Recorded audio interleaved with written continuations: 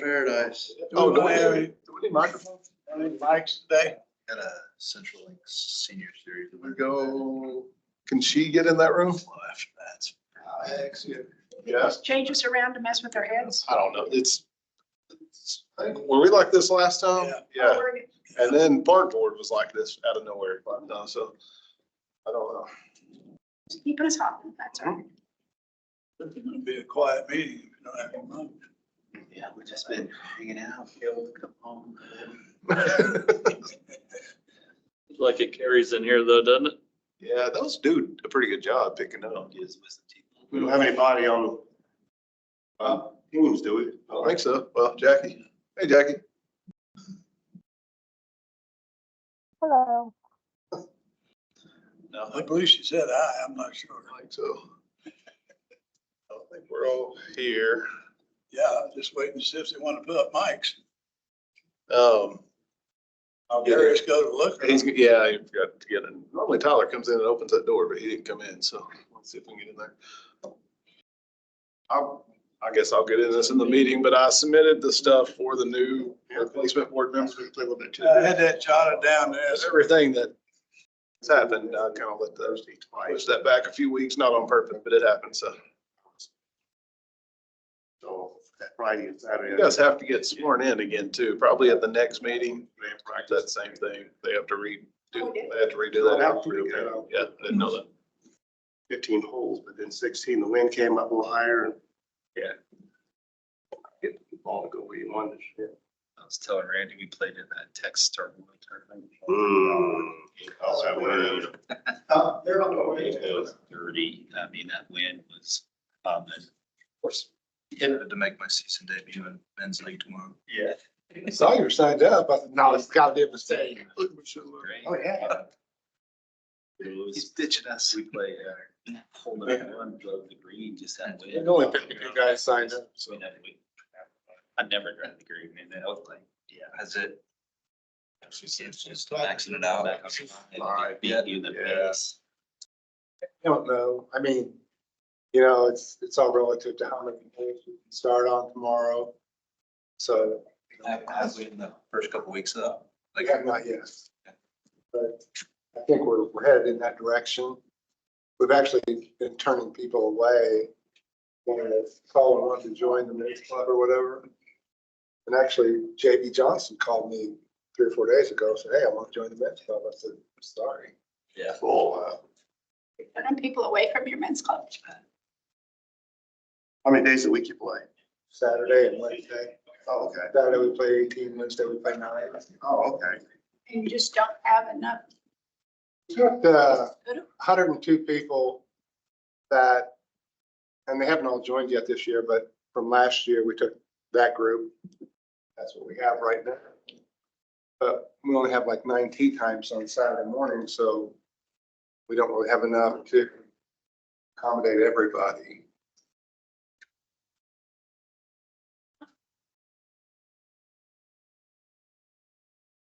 Go ahead. They were on their way. We can go ahead, just until the mics get here, if everybody, we'll use the ceiling mic, so just speak up a little bit. All right, let's go ahead and call the meeting to order. Public comments. I see nobody from the public here, so I believe we can pass that. The next would be announcements. Anybody has any announcements to? Anybody else? I've got just a couple things. Anybody else have anything? Okay.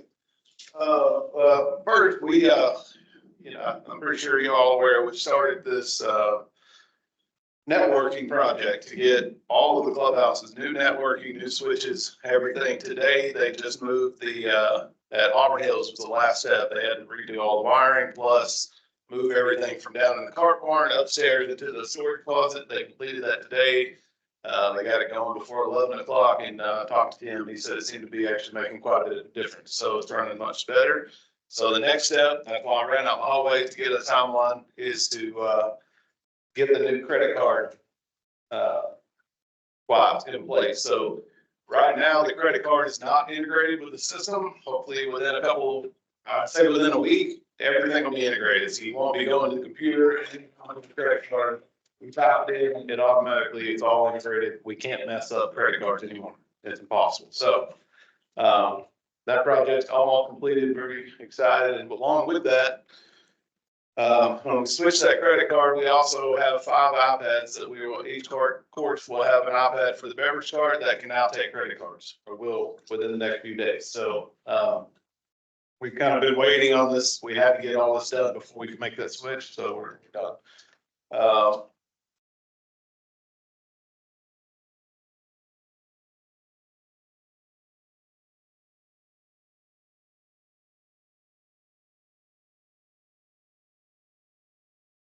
I just want to talk about this past Saturday. We had our first junior golf day. Mike, thank you for coming out. He was out there, saw it. The issue that we had, and Darius was there, thank you, is that we had about 50-mile-an-hour wind at Tex on the driving range. It was rough, but so there were a lot of things that we couldn't do because of the wind, but we still had a pretty good turnout. I would say there was roughly 200 people there. Let's see. All right. So a couple of pictures from it. You can see that tent in the top left in the background that's blowing away. That was pretty common throughout the day. There's just a lot of the kids in the background. We did kind of our own in-house drive, chip, and putt contest. We did a clinic, ton of giveaways. First tee was there. Wichita Junior Golf Foundation was there. Golf marathon. Darius got to a 3-hour fight, as I said, with a giant hippopotamus, inflatable hippopotamus, and he lost. There it is, the thing in the top right. But all in all, like I said, it's a pretty good day. I think the kids had a great time. I've gotten a lot of feedback, so we'll definitely make this a regular deal and try to dodge the wind next time. But all in all, very happy with how it turned out. So, and then I think it was one other thing. Oh, and then kind of relevant today, I spent all day at a leadership class through Kansas Leadership. What is it? KLS, Kansas Leadership School. I don't know what it's called, but anyway, spent a whole day in a leadership class. Picked up some pretty cool stuff there that we'll try to implement. And the whole theme was everyone needs to be a leader, not just one person trying to lead everybody. It's trying to encourage everyone within the organization to be a leader. So it was very good. It was very informative and very interesting. So that's all I got for announcements. In regards to that, I did manage to make it out there and the wind was howling, so kudos to the people that were able to work that all day in that wind, because it was brutal. I'm sorry to say, I gave up. It was too breezy. But he's right, it was a really good event, and probably as we grow it, seen brochure there, something else to it, but anyway, hopefully it'll just get a little bigger and bigger, so. Yeah, actually, one other thing, since we probably won't be before this, on May the 11th, coming up at Tex, we're going to have the Golfer Appreciation Day, which is we had that last year at Auburn, the deal where we had all the stuff set up on the range. So I'm working on getting that lined up right now, but it's May 11th. So obviously we'd love to see you guys there. Okay, moving on. We now have approval of minutes. I do have them in front of me, and I believe everybody had it. And I would make a move that we adopt the minutes. Second. Second by Marcia. All in favor? Aye. Aye. All opposed? None. Okay, now we have a continuation of prior business. I do know, I've been around a few of them. We do have some car path work going on. And I think that I can't recall what that final money was, what the expense was, but I'm sure that's about that. So, Yeah, the final expense we had budgeted, I think originally 250, and then we got a kind of a quote before we put it out for bid for 196, I think, and it actually came out about 150, and that included adding a pad for the new hitting bays at Sim that we're almost ready for. So about 150,000 all in. They started at McDonald Golf Course and blew. I mean, that crew was amazing. They did the whole thing in a week, did all the backfill for the dirt along the edges, and we're done within the first week there. At Sim, so I got some pictures. Let me kind of jump over here.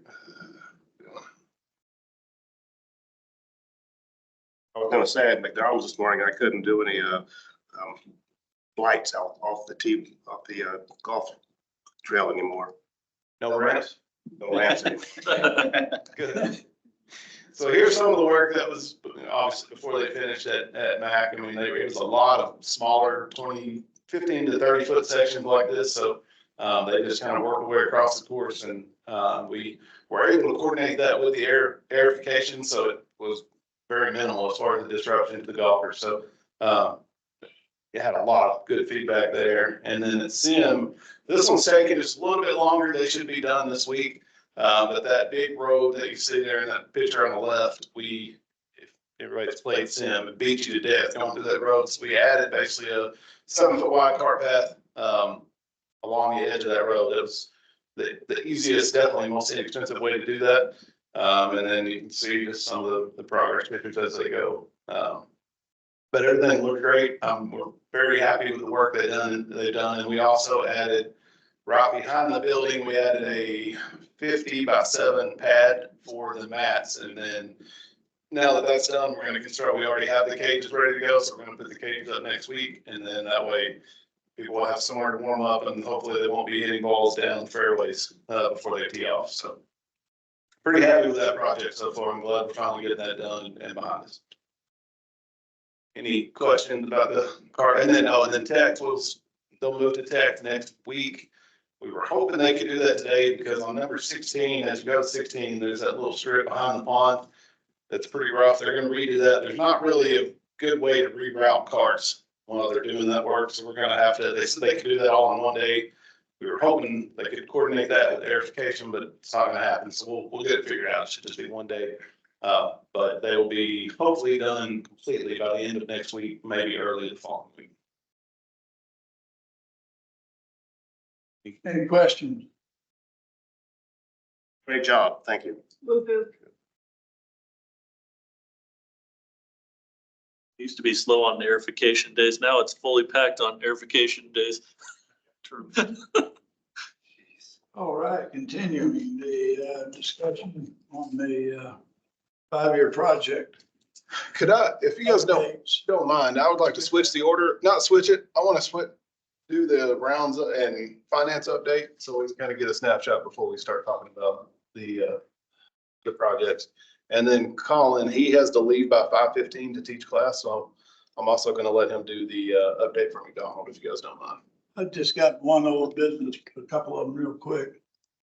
I stopped by Auburn the other day. I thought that we were putting new doors on the pro shop. That's on the project list, and we had estimated 5,000. It came back almost $16,000. So we're looking for another bid.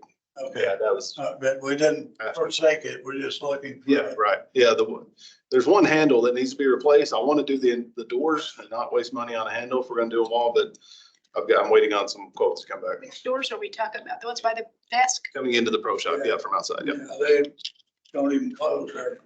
Yeah, and this was new to me, but the hinges, they don't make hinges that size anymore. Apparently, I've had 2 door companies come out and say no door hinges had changed sizes over the years. Yeah, Apparently they have, so. Yeah, I was just kind of curious. And then I know we initiated all the new fees. Is anybody getting feedback, negative, positive, doesn't care what happened?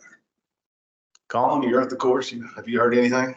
Anything positive or negative about? The fee increase for the. No, so like, we haven't heard any complaints. In fact, not only on that, but anything we've, raised prices on, we haven't heard any negativity on that, which has been really nice. And I think people are just getting used to everything getting more expensive in general, and it's been good. And it's definitely making a difference in the revenue already. I think with the range balls, we just need to make sure we keep the facilities and range balls. Don't let them, get what they were before, the old range balls that didn't fly. So I think as long as we provide quality, a quality place and the balls for them to hit, they'll be okay. The green fees, I've not heard one complaint. The only complaint I heard was from a member who said people aren't going to like this. Yeah. I never heard from those people. So, And when they book the tee time, they see the price before they book. So there's no surprise when they walk in the pro shop. Okay, well, I was just kind of curious and it Right. just kind of slid out there and I never heard a word peep about it myself. Yeah, we put a couple of notifications out.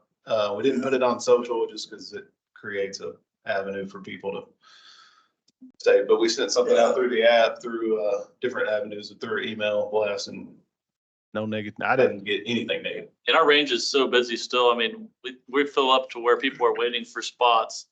So they're not worried about the increase, that's for sure. So, been extremely busy.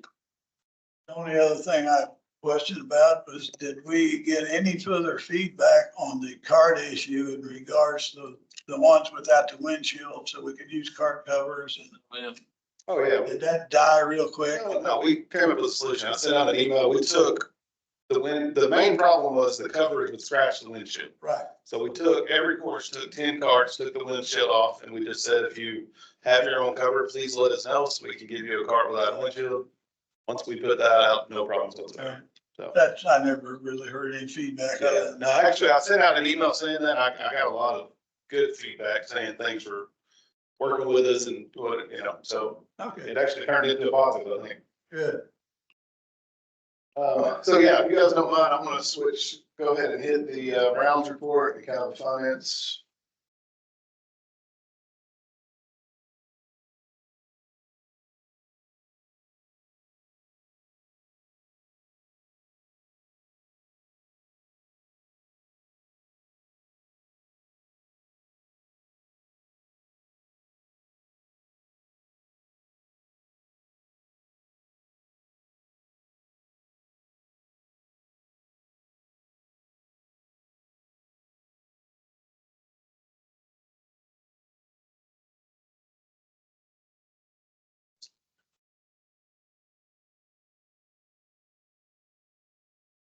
Colin, give your update. Give me a second. I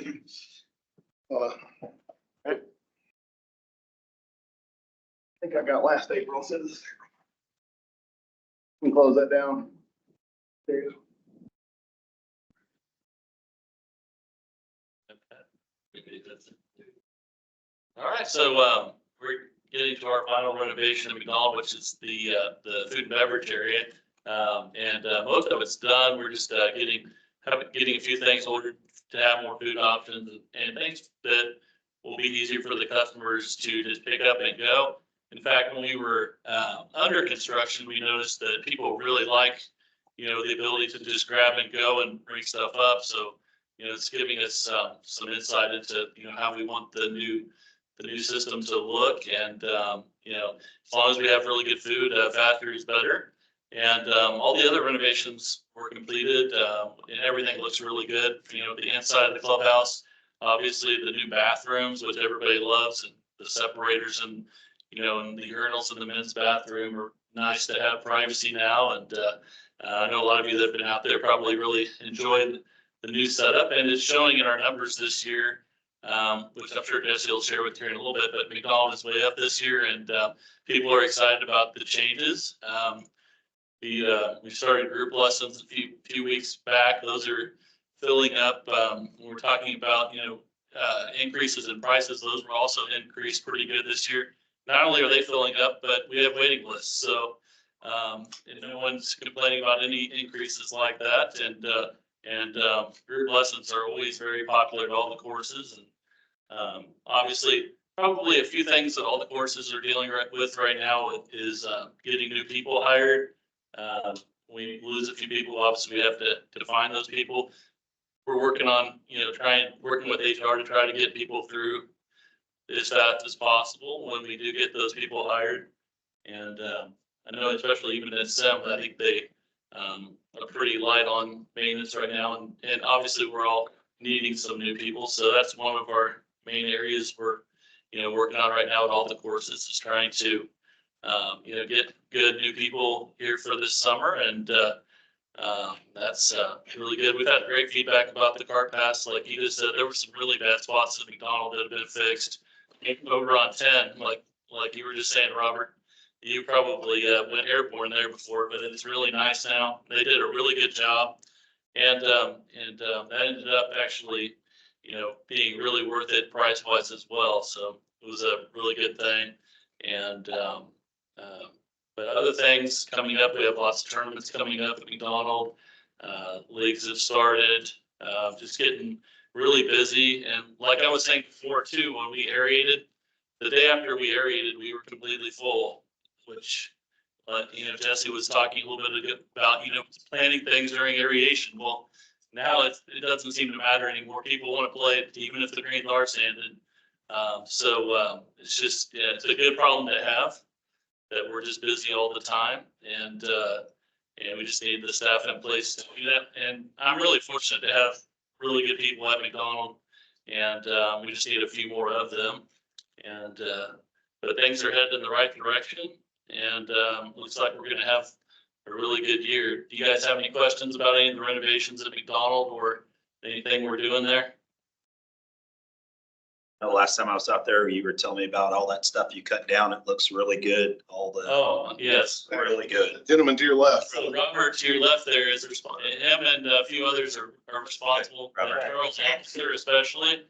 It's unbelievable. If you haven't been out there, I mean, the lakes look immaculate. Thank you, Robert, for that. And him and Charles Officer worked really hard on that, and it's impressive. The lakes are so nice now, especially out in the middle of the back nine, all the way over.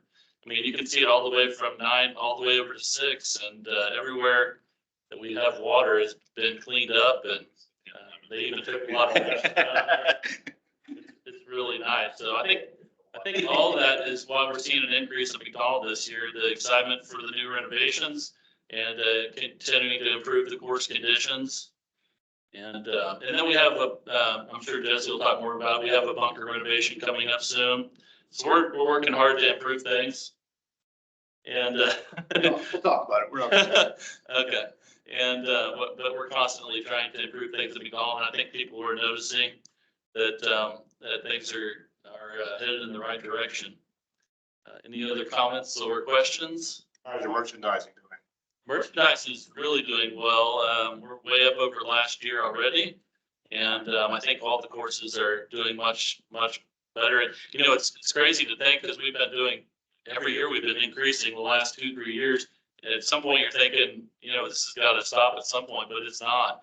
It's just every year we're setting new records. When we had the slow January, we thought, man, maybe this is the first time we're going to see not huge increases, and then it's already way up again. So that didn't set us back at all, and things are really good. So In regards to the lake, do you see any positive good on your algae problem over there, Robert?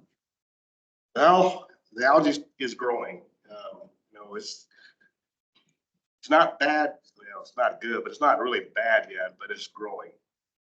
I'm not for sure how what we're gonna do to get ahead of it. Yeah, which worries me. He's applied some, I don't know the name or what it is, but he's put something in the ponds and it's still growing. I don't know if it would be worse if we wouldn't have done that. I have no idea, but we've only hit 90 one day. That was Sunday. I'm a little worried that it's already started, so. Did we ever get any feedback on that other program that we discussed?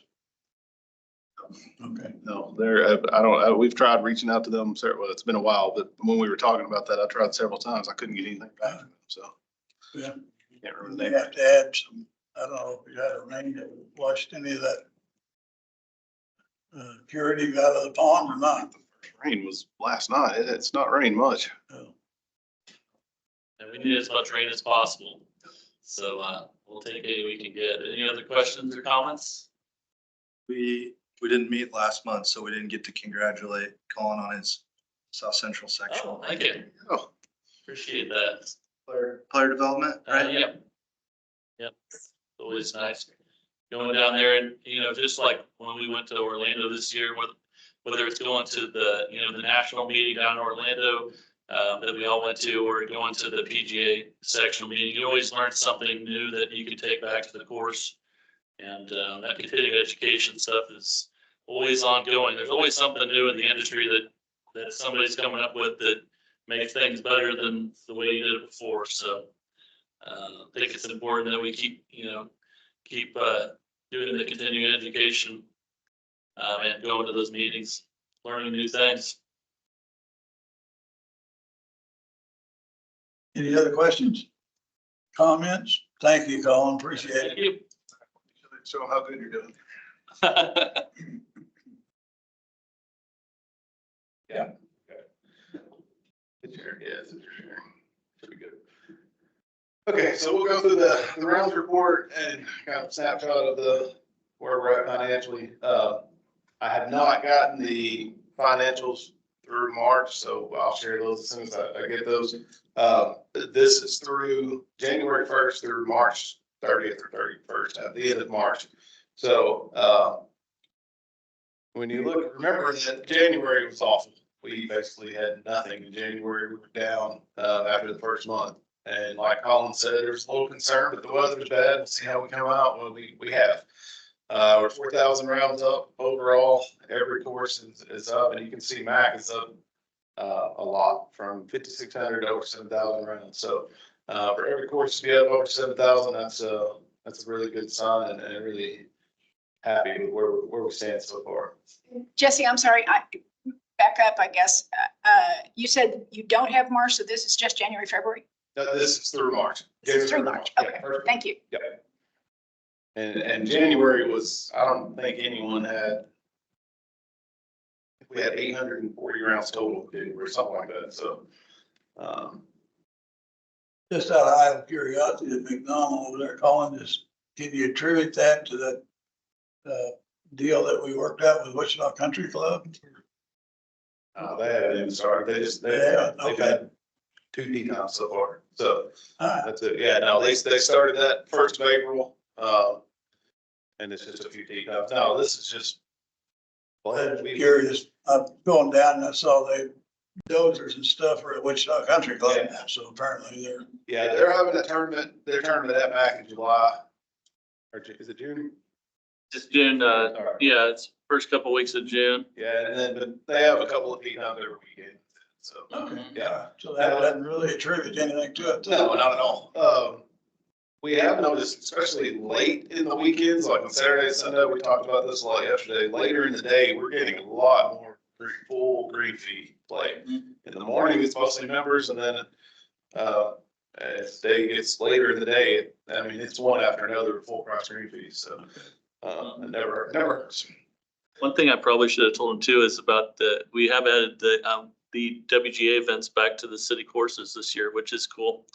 So. Yeah, the floorball and the match play, is gonna be at, McDonald this year, which they do 2 courses. One of the courses is gonna be McDonald. That's something, when I first started, I didn't know what they were talking about, but I've been hit 100 times. Why do we not host that? Why do the city courses not host the city events anymore? So, pretty excited to get that back. I was at Auburn Sunday morning. I snuck out of plane out to look at the course, and, I was going to the tee, and someone stopped and said, "Hey, I heard you got the city tournaments back," and they were ecstatic about it. So, I'm anxious to see if their numbers go up as far as participation now that they're back on public courses. So, Out of curiosity on that, they the city actually had a person appointed to that board to sit on that committee for the WGA. Is that all gone with the wind or something? Is that why?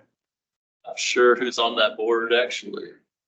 we met with, Matt Lazo, who's the president, and yeah, he wanted to move things to make, with all the new things at McDonald, he wanted to move some of the events to McDonald, and I think it'll be good for both of us. We'll get a lot of people in to showcase the changes we've made, and it'll be good for both sides. and he approached us and basically said, I've got a lot of requests to move back to city course, which is a good thing. So, looking at number of rounds, this is just in March. We killed last year, almost 12,000 versus 16,500, so 4,500 more rounds than last year. And last year was really good. So, yeah, the play, you can see their number of rounds is came way up. Texas is always just a factory. MAC is 1,500 up just in that month. 800 up. So really happy with the participation last month. Car rentals, I was a little concerned. First of the year, we were down a pretty good amount for 6 weeks. And I was a little bit nervous. So just kind of thinking maybe it's cool. People are walking. I don't know. I was trying to act like I wasn't concerned, but I kind of was. But I'm happy now. We're up 20,000 now. We've caught up and surpassed last year. So we're up 20,000 over last year through 3 months. They're just the Tex turmoil at Tex, or were there a couple outside events? There's been some smaller, nothing huge. Like this past weekend, we had 700 rounds in a month is. when the days are short. Yeah. We had that event on Saturday. Of course, I'm trying to get people, hey, can you come out here and help me? And they're inside getting killed with green people there. I'm like, never mind, I will figure it out. I mean, one after another. Food and beverage. We, this is the big target, how we're gonna increase. Again, January, we had no one there. So really you're looking at 2 months, 2 of the slower months of the year typically, and we're up $30,000 $30,000 already. Big jumps at every course. At Mac and Sim, you can see they're up almost right at $8,000 each. Sim is really, so we're kind of using them as a test. They've had their oven and all that longer. So they started doing some flatbread pizza things that are pre-made. We put them in a food warmer. People are ready. People see them, gravel. Do burgers. They've started a Philly cheesesteak that's starting to catch on and go well. So we're trial and error, trying to figure out what options people are going for and which ones they're not. So Sim has started to kind of find their groove and showing in the numbers. So everyone's up pretty good. And all renovations are now complete. The only thing at Mac, I've got to get a table, and his oven is on the way. His little convection oven, turbo jet thing is on the way. Probably be here by the end of the week. Other than that, everything's done, and I've got a meeting on Thursday, I think it is, tomorrow, Thursday, with our food rep, just to kind of test some stuff out. He's bringing a ton of samples, just to kind of, we want to get consistent across the 4 courses of what's working and really blow out food and beverage. All the hot dog machines and everything are back in behind in the kitchen area then now, or? Okay. Yeah, that was just, while they were putting the floor down, we moved them out, they're back there now, so. Driving ranges are, as he said, there's almost a wait every day. They're up $7,000 over last year. No, we did have that increase that, actually, no, it's not reflected here. That's the same as year over year. So a lot of activity on the driving ranges. They're packed every single day. And then merchandise, as he said, Auburn, crazy numbers first couple months. Tex is up huge. Everybody. Mac, I mean, he was just getting started last year. Actually, when did you start?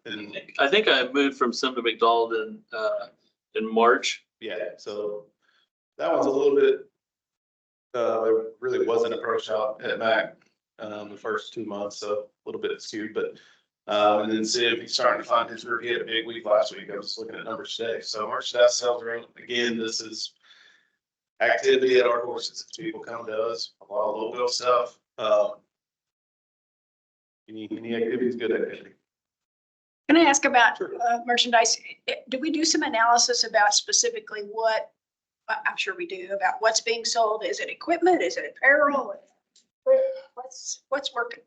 Well, I mean, they own the shop, so yes and no. They all have a different approach on what they carry in the shop. So I don't think it's a lot of gloves. There's some you'll sell putter or whatever.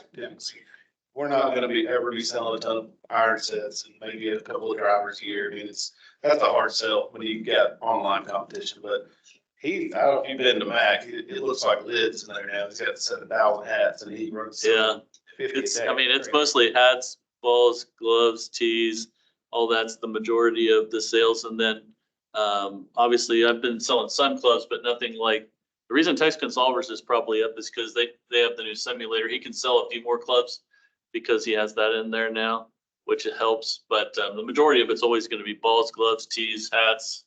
And yeah, my goal for this year was to make hats like the niche for McDonald and have every kind of hat you could want.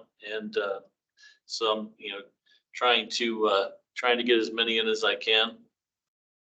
So he's still waiting on a few displays that have been back ordered. Oh my God, I have lots of, Displays and see what they look like, then we'll fill in the rest with, we have lots of Callaway.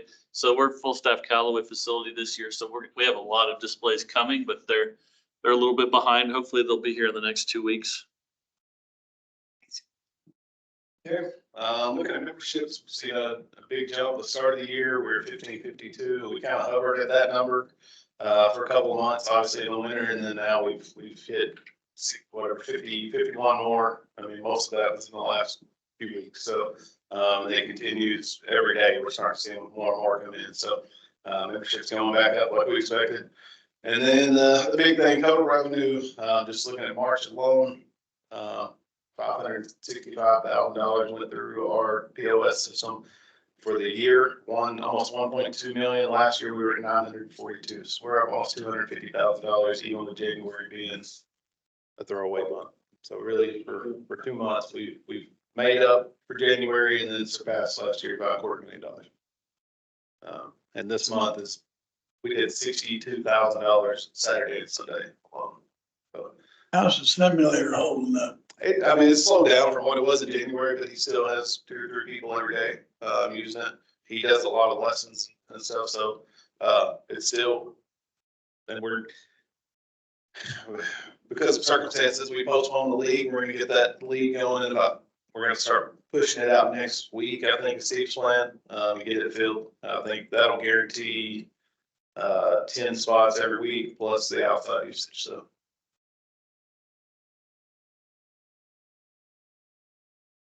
All right. Any questions on the actual finances from finance? I've not gotten yet, so I'll share those with you guys as soon as I get those. Any questions on any numbers? Update me. I know we talked about a T system that we were gonna get where you could do a blast email. Yeah. If there was an opening that came up. Did that come to pass? Well, no, it was called Notify, it's a third-party system.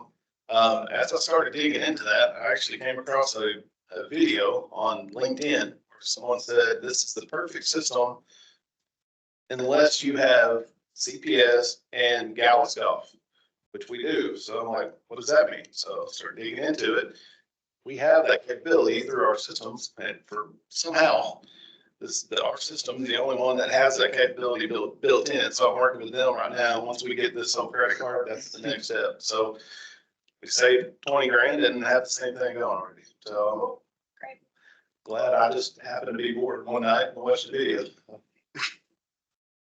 They had never brought that up as an option to me until I saw the video. It's called Waitlist. Yep. Cool. Else? Okay. And if you guys want, we can kind of go back to the project plan. Yeah. Okay.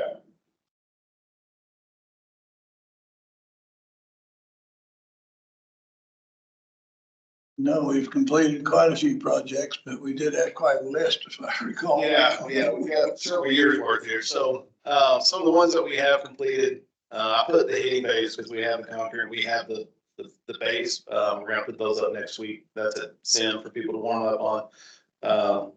Enlarge that, please. Wait a minute, I'm on the wrong one. Here we go. That's the only guy that can see it. This young guy right here, he's like, oh, I can see it. As far as equipment, we spray our new sprayer at Mac, the new sprayer at Auburn Hills. And we just got those. There's a lot of spraying that needs to be done. If you've been out, as grass starts to come alive, you find out where the stuff you need to spray is. It popped out last week as we were doing verification. So, talked to Ron, talked to, Dalton, and they've been in the last 2 days really working on getting everything sprayed and the rough knocked down and getting caught back up. So hopefully we'll see some major improvement over the next week or so of that. Car path repairs, of course, are almost done. The roaming mechanic position, I was really hoping to get this pushed through all the city stuff before now, but on Monday, on the 22nd, this Monday, I have a budget hearing with the city manager, and that's one of the main topics to get that pushed through. So hopefully, once he pushes that through, then I can post it. Hopefully he pushes that through, and then I can post it and get that filled. In regards to that, were we able to get that $2 pop, generic pop for seasonal, or is that still pending too? That's part of it too. That's part of it. Okay, Yeah, thank you. everything was, we'll talk about it at the hearing, so. That is, we need that so bad. We're dying with staff right now. We have no staff, no one's applying. When they do apply, it takes a long time to get them through, or they find out what they're gonna make and they're not interested. So, back clubhouse is actually kind of doing okay. The ground crew is probably the best one. I don't know how you guys are ahead of everybody else. Texas, their clubhouse, they have nobody right now. Auburn has nobody outside, and then Sim, he's about to be down to 2 people, him and one other person. So we're in a mad scramble right now to get him some help. Probably gonna have to move somebody over, and it's not good. We had this bad on Monday, had a couple leaves, so we're down to nothing at Sim. So he's still short on even a permanent position. The greenskeeper, he said no one applied. I mean, there was a couple, well, I say no one with any golf experience whatsoever. So, Obviously, you'll bring that up in the hearing, but I mean, what are you, I mean, do they just not even care or recognize what's going on, or? I know it's a touchy subject, but it put me on the spot here. we can talk about it later.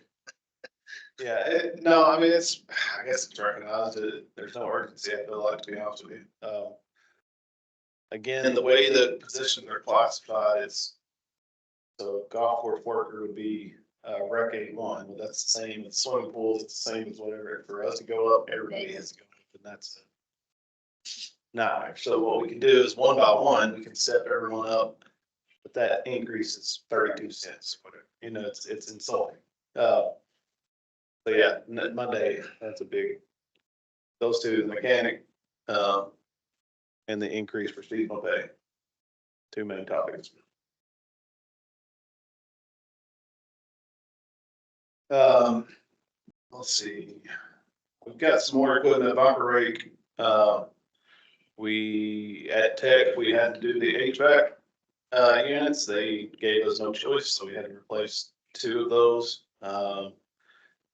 Small intercom we put at Tech's, that's a small one. So we've done a decent amount here. And then looking at the list that we had for 2023, the bays, so doors in the clubhouse, I told you we're working on trying to get new quotes for that. He's working on that nursery at Sim. Read the boxes, the tee boxes. I mean, he has no staff, so he did the one on, what number is that, 3? But until he gets some help, he's just trying to keep up with mowing right now.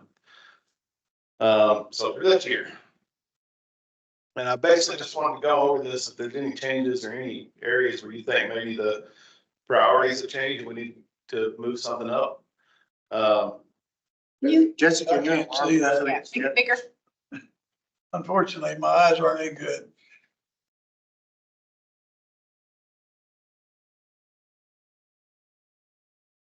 Maybe a little much. We'll figure it out. That's all right. Just that we don't need that route work. Is that it at all? Yes. Thanks. Okay. I'm not gonna go here. All right, so, the sprayer at Sim, we did go ahead and order that, but they're saying that's not gonna be delivered until 2025, probably, early 2025 at best, so it's on the way. Bank mower, T-mower at Tex. Let's see. We did get we bought that range ball dispenser for Tex. We actually bought it last year and then we started the renovations, but we have it now. We bought it for $500 used to see if we like using that dispenser there at Tex. So we'll have it out this week. That'll keep from having to bring the balls inside and have that huge trash can, they stink and everything else. So hopefully that'll make it a little easier on them. Else where I can see. Sim, the addition to the shop, we were trying to figure out, we did have someone come out and that seemed extremely high. So I've actually been looking at those shipping containers that you can buy that have the 2 double doors. You can get those for about $4,000. And that would give him, we could put shelves in it, whatever, that would give him storage for, oh, I mean, those things are big, they're very, very inexpensive, and there's a place for it. So Darren and I were talking about that not long ago, so we're looking into that. I think that would be a pretty cheaper way to give him what he needs there. Did they take away that storage shed behind Botanica that we used to have?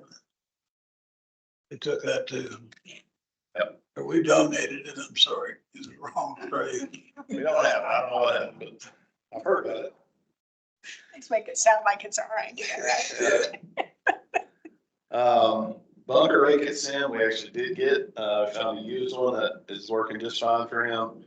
Out here, fence we've not done, the pond on 7 at Tex, he started that, putting the rock around, and if you've been out there, he redid number 7T, made it one long tee, he's got laid the sod probably 2 weeks ago, so hopefully, this warmer weather, that's gonna take pretty well, we can open that back up very soon. It's always been converted in that tee, it's kind of where he started with that. We did get the HVAC. We talked about range mats at Auburn, not really moved on that. See a couple other little things, but in the mechanic position, so. I guess this is what we kind of came up with in that special meeting that we had. Are there any other items that you guys can think or projects that you would like to see moved up to this year? You got that, still got that big project at McDonald, if we get that pond in, which is gonna do any irrigation over there, I think that needs a preclude doing that. Hopefully, I mean, I think that would be, if we get the CIP and we get that irrigation, we start at SIM, that would give us time to get that in place before, I think we kind of, in my opinion, see what happens with the CIP and then make that decision on pond. You guys agree? The pond itself is gonna help whether we get a new irrigation system or not, because that water's gonna get higher and higher, so. And if we can impound twice the water that we got now, you're that much further ahead. But it's a major thing. It's almost $500,000, like 470,000 is what it came back at, so. That's just a retention pond. And that's actually cheap because we're basically just moving the dirt. We're not having to haul it off. If we had to haul it off, it'd be a lot more. Which I guess this loops back to Jesse and I have had some one-on-one meetings with council persons, and that is ongoing CIP money for Sim Park irrigation. And right now we think it's kind of positive, but again, that's up to the council. But we did make some concessions there, if you want to reiterate what we had to kind of look at.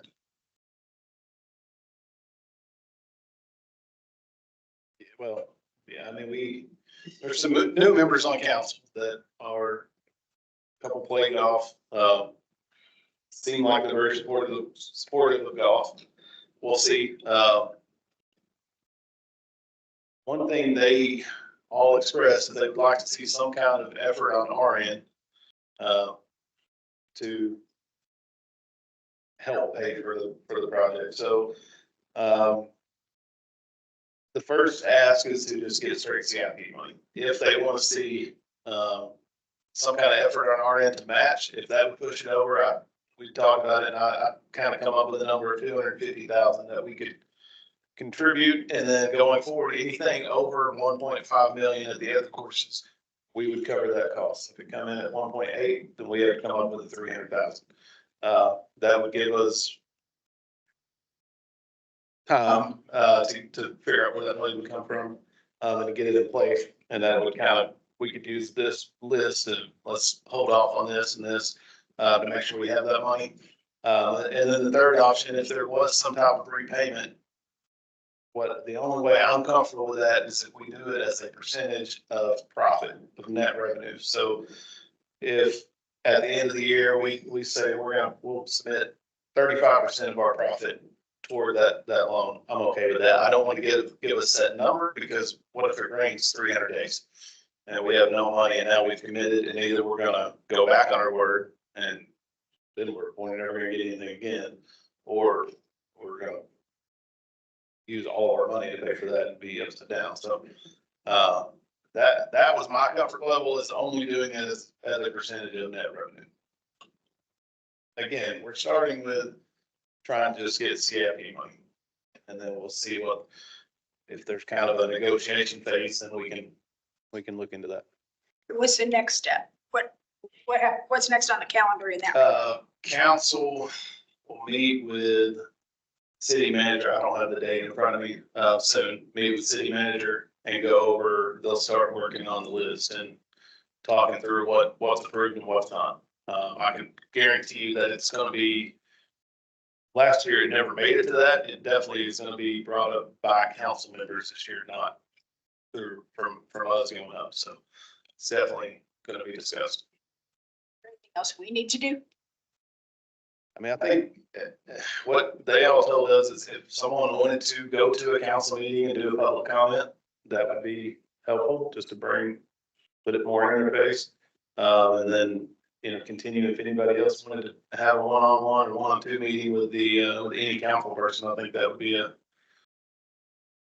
I think the more it's discussed and the more it's in their head, the better. Yeah.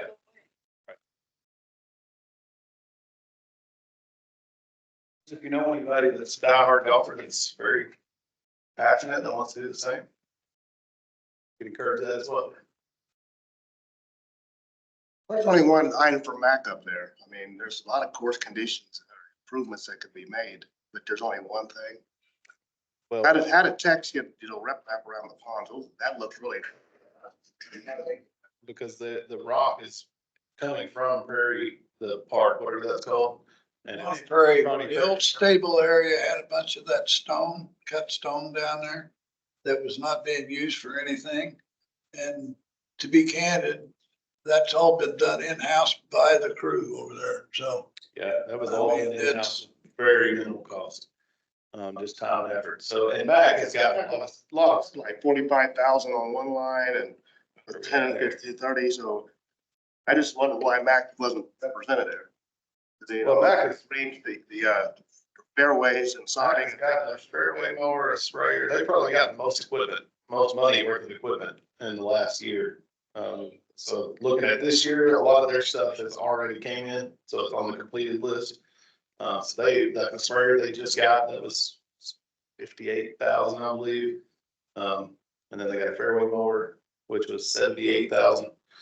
And then he does a lot. He's got a lot of little things too. He got a pond. It's a thing that extends out and mows the banks. So it'll be able to come behind where you guys are at and keep that the way you have it. I believe that's a flail mower, isn't it? that they bought? Yeah, it's just an attachment, but yeah. What do you think are the most important things on your mind when you look at the course? Well, the fairways still have some work. There's a couple of bare spots out there until I have to say it. And there's a couple of other courses that are getting fairway repairs. Let's have some of that at Mac. One goal I have, and I think it's on here down the road, and it would be a huge expense. I would love to convert Mac to Zoysia fairways. I think that place would be incredible if we could do that. Yes, it would. That's it. Expensive. But like in the short term, I mean, like I say, those bare spots on the fairway, can we get those plugged in? Well, we've got to see, with the Bermuda's got to grow, got to come out first, and then we'll see what we have. I mean, there's no Bermuda, right? I mean, everything's morning, so until it starts growing, we don't know where we're at. I mean, everything that's growing right now, and I haven't been out today, so maybe this warm weather kickstarted. It was starting to, if you really dug in, you could start to see some green in the Bermuda, so hopefully it's coming out this week, but, what you're seeing right now is the stuff we don't want there. Everything that's green right now is what we don't want to buy, but. Yeah, I'm just talking about the bare spots. There's a couple of spots out there that are bare. They need more grass and on the fairway. Yeah, we could sod that. That wouldn't necessarily be on this. I mean, that's stuff that $1,500 we could sod a section or, depending on how big the section is. So it just, if it's not on here, it doesn't mean this is it, nothing else to have. But if it's a smaller project, that couple $1,000, just like buying chemicals are on here, but we're gonna spend a ton of money on chemicals because that's just part of it. So there's a lot of smaller stuff that doesn't really fit on this list. This is kind of the outside little stuff. Out of curiosity down there, they do have seated zoysias out now, and some courses are going to that, where they actually go in there and they only do half a fairway, split it down the middle. Okay, we did the right half. And during that particular year and a half to 2 years it takes to grow that in, you eliminate cart paths and everything else on that half of the fairway. I mean, you can go down there 100 yards and give them a cut through or something, you know, to go over to get the balls on the other side, you know, if somebody hits it on the other side of that.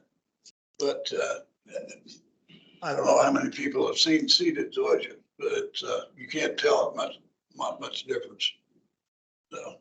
I know, like at Tex right now, you played there. Yeah. So you saw probably some patches of really green grass in the fairway. That's zoysia. I was talking to Seth, and he really doesn't know how it happened, but it's patches of zoysia that's grown and grown and growing. I love it. I love zoysia. At one time, there was zoysia. That's really green and the Bermuda's as dead as it could be. So that was this patch. One time on that north of the driving range, there was a zoysia sod nursery.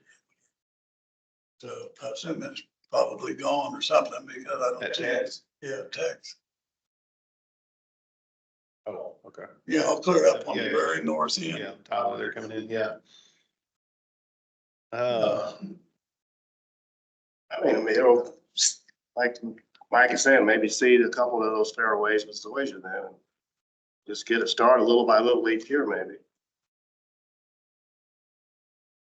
I know. Take a trip. I can show you courses that's done at Indian Hills up there. Yeah. Yeah. That's how they did it. Yeah. Now they're complete zoysia now because it's been. So how long were they? It takes probably for that to get playable would be a 2-year deal on each half. What time of year you plant it? That's planted in the early summer. You would have, basically you would have a fairway for 3 years probably. Yeah. Well, even if you were to strip sod it the way a lot of them have done where they go in on 24-inch centers, you're 2 or 3 years into the project, either one. They do it tall grass. That's what they did, yeah. I don't even know how that came out, No, I haven't played it in a couple of years, but I heard not so good. so. I'm hearing not so good there too. They put a lot of money into the pass and the bunkers, but now I think they're letting it go. Just like Willowbend. Start beyond Willowbend.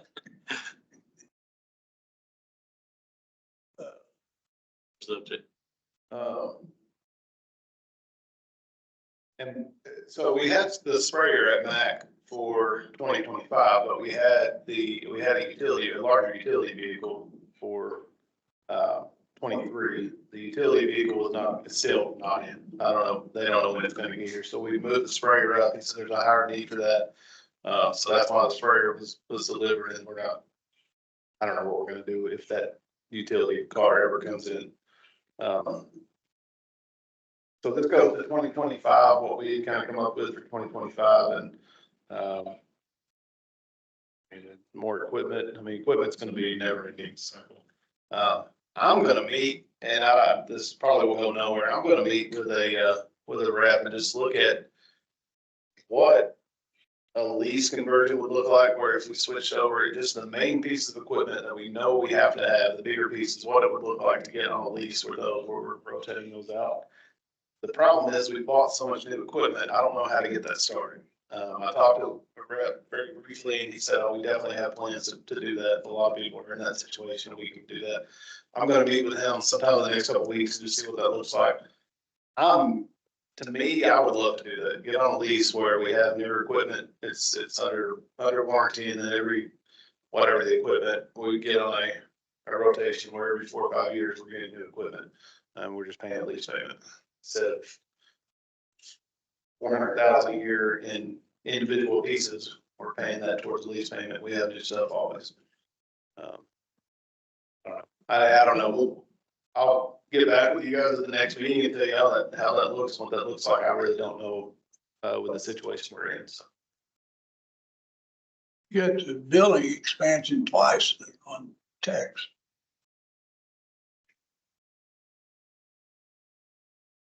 Does that mean Yeah, I do. looking wrong? Oh, you're right. We really want to do that apparently. There we go. Aerifiers, I see aerifiers pop up. What kind of aerifiers are we referring to here? It's a fairway amplifier. That's the one that that's Tex and Max's Seth and Ron both. Something that they had wanted out as far as specifically, I'm not sure, but I've asked them and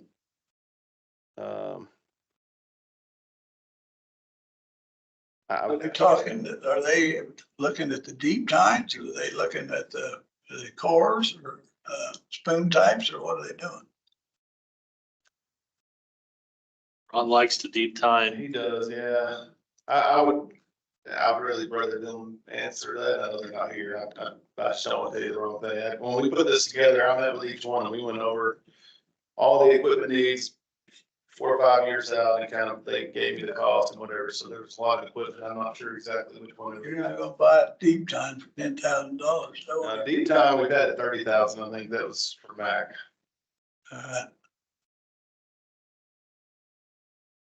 Some of those things, I mean, equipment costs are, as everybody realizes, they're so expensive, but sooner or later, you can buy a deep tine aerifier and run it for 2 weeks and set it in the shop for a year. I mean, those things can be moved around, so that's just up to Like, you. share them at all the courses.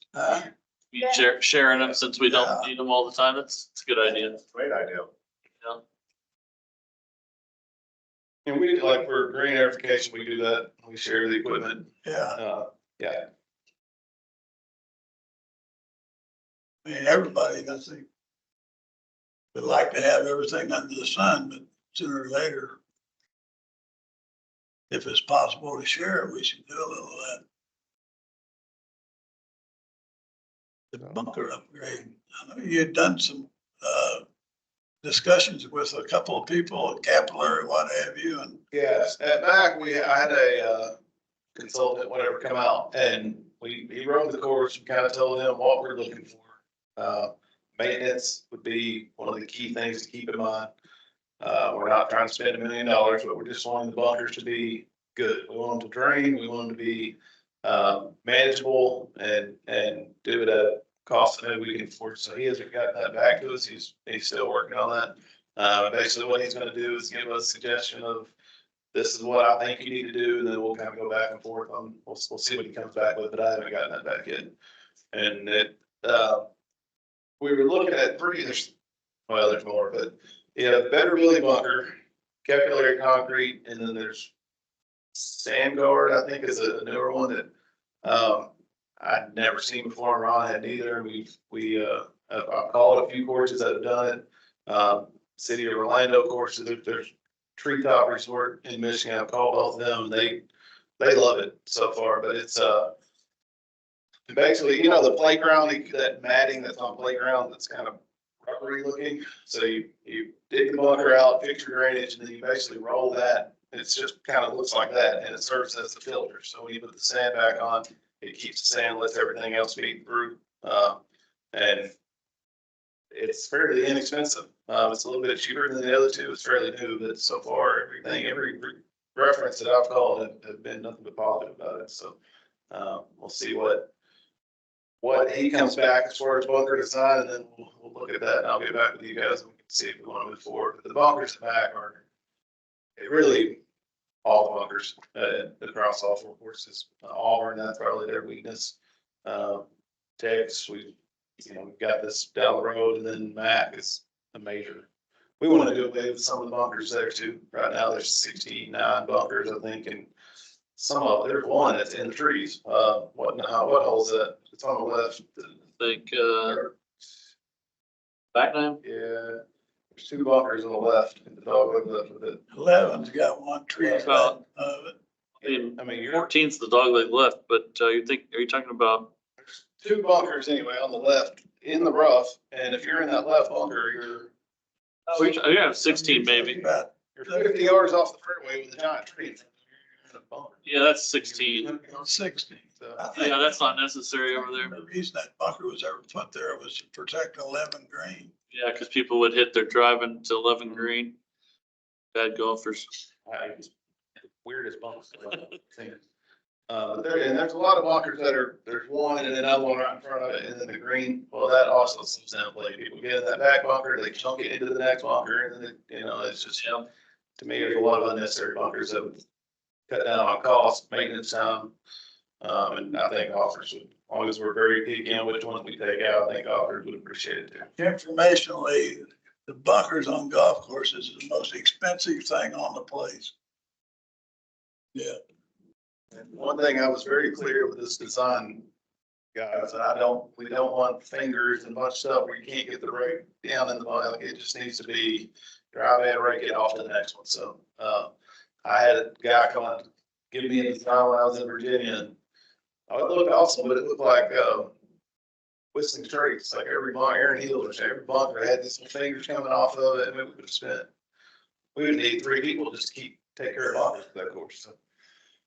Bunkers, about every club, you send out a bunker rake and you send out a man behind and breaking edges every day.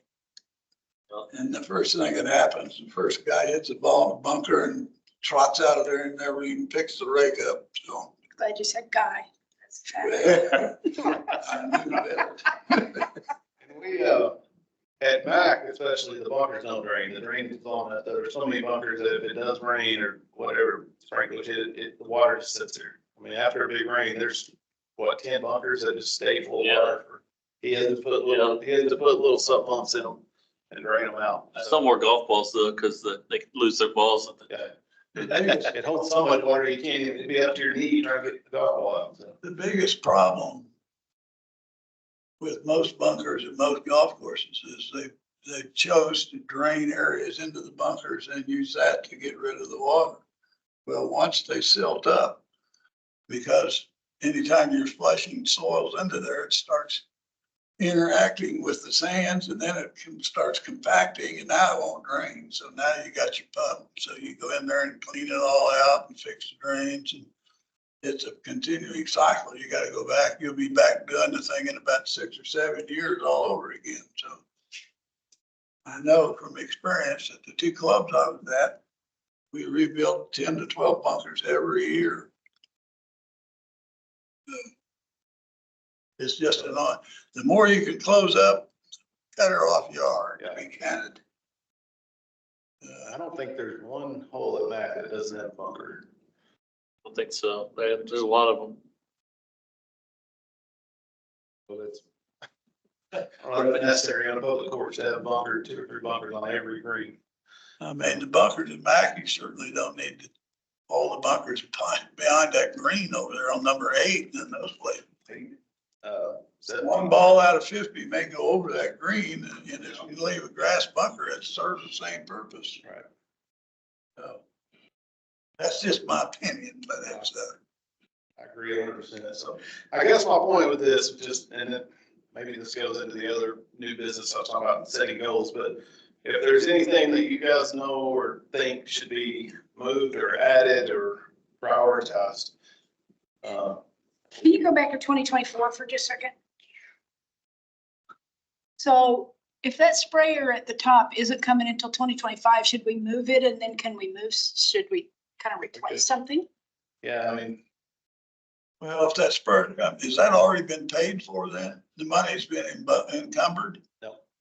Okay. no, he ordered it on whatever, I mean, once he knows, hey, I just got the order, this will be here in 3 weeks, then we would put the PO in place. I'm not locking down that money if it's not gonna be here for a year and a half. Well, yeah, I agree. And is there something from 2025 we should move back? I mean, something that's more critical than that sprayer? Or should we replace that, the max sprayer, and move into 2024? Same amount of money? Well, Matt got that sprayer because of, we changed the order because of that utility card. And he definitely needed it. What's the sprayer there, 2025? What's that? What's a sprayer there for macro 2020? That's the, We that's buy the two, one, we'll wait. that's the one they already had, yeah, I can believe it. Yeah, I'll put it on the completed page. Answering with. Did we move the air fryer and make Robert happy? Yeah, trying, buddy.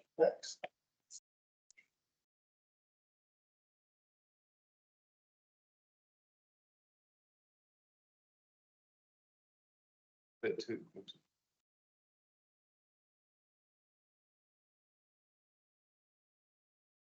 Look at all that stuff Mac is getting now.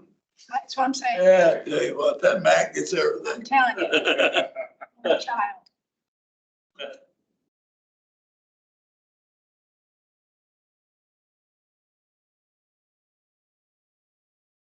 Yeah, 512,000, but 75,000 of that is the mechanic.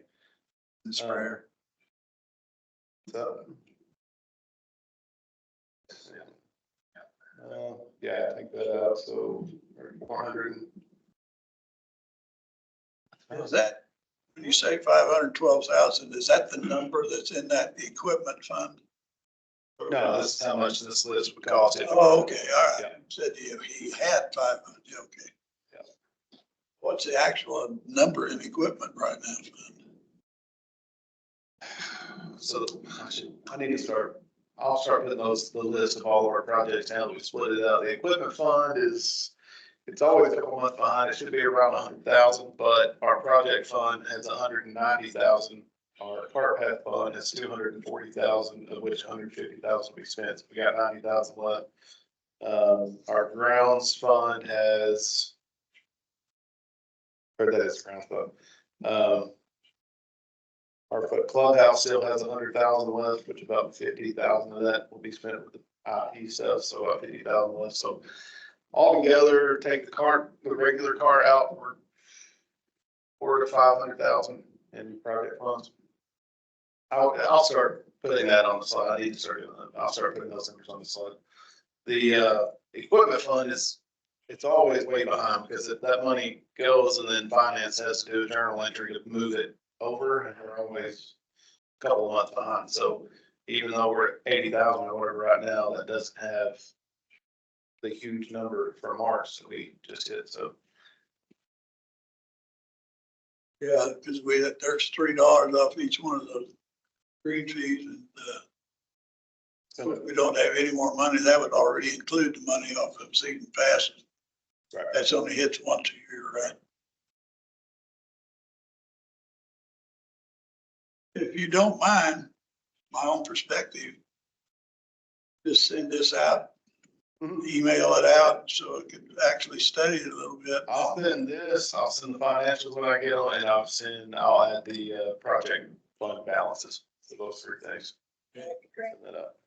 If you look to 2026, question I have there.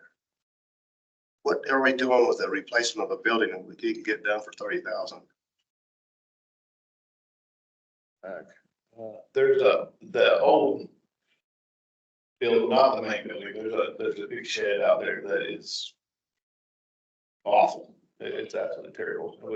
We do use it, but I mean, you could probably push it over, it's bad.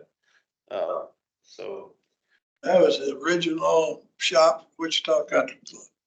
Exactly. Oh my God. They kept both push mowers. But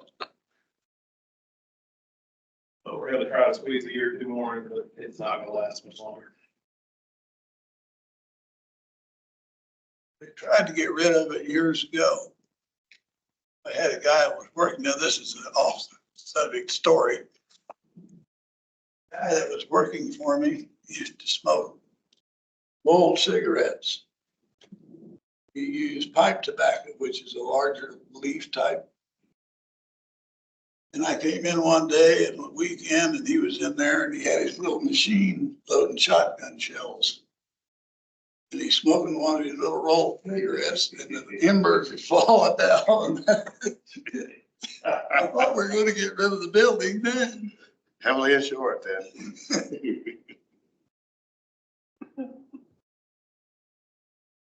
I'll send this out. Are there any other questions on that? I know it's hard. That's a lot. do on the I'd just spot. like to study it a little bit. Yeah, okay. All right, so the next item on here was the division goes, I sent the email earlier. Better get back to it.